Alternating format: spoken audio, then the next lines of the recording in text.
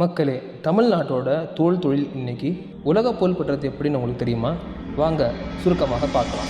இதோட வேறு 1830களிலே சென்னையில் ஆரம்பித்தாங்க. அங்கே ஆரம்பித்து இன்னைக்கு நம்ம ஆம்பூர், வாணியம்பாடி, ராணிப்பேட்டைன்னு நம்ம ஊரில் இருக்கிற இடங்களில் தான் உலகத்துக்கே லெதர் சப்ளை செய்கிற மெயின் ஹப்பாக மாறி நிற்கிது.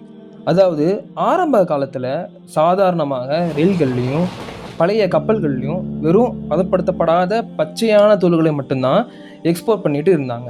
ஆனால் இன்னைக்கு அப்படி இல்லைங்க. பிரம்மாண்டமான கண்டெய்னர் கப்பல்கள், நவீன விமானங்கள்னு டெக்னாலஜி வளர்ந்துருச்சு.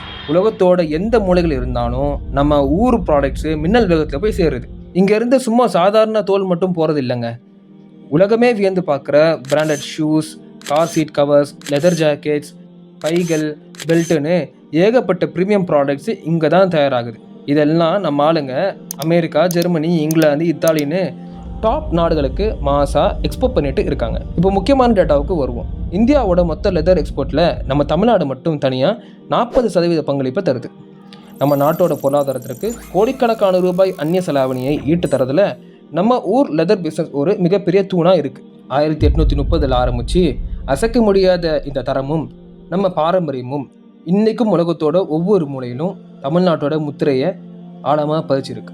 இந்த மாதிரி உங்களுக்கு பிஸ்னஸ் இன்ஃபர்மேஷன் தெரியணுன்னா நம்மளோட நேட்டிவ் பிஸ் யூடியூப் சேனலை சப்ஸ்கிரைப் பண்ணுங்கள். மேலும் நம்ம இன்ஸ்டாகிராம் பேஜை ஃபாலோ பண்ணிக்கோங்க.